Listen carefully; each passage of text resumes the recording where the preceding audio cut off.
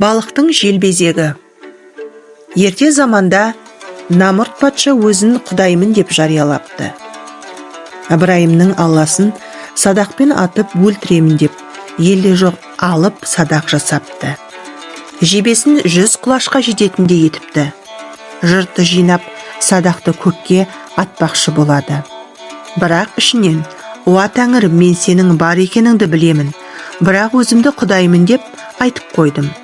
Мені ұятқа қалдыра көрме. Осы дүниедегі тілегімді бер. Ана дүниеде не істесең де өзің біл деп сыйынады. Жаппар хақ келіседі. Ол оғын атқанда Жебірейілге, оғына балықты тос. Атқан жебесі зая кетпесін дейді.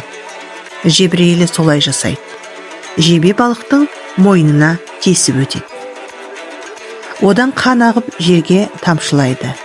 Намұрт қанды көріп қуанып кетеді. Уа қалай қараңдар, Ыбырайымның құдайын өлтірдім деп жар салады. Содан жұрт соған иланып қала береді. Қаны сорғалаған балық: уа жасаған ем, неге мені оққа тостың деп сұрайды.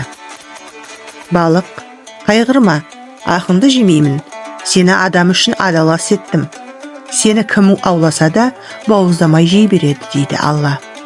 Балық бұған риза болады.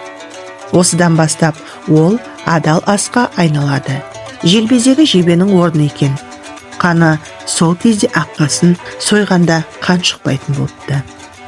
Жалпы балық адал ас болғасын оған бата берілмейді деседі.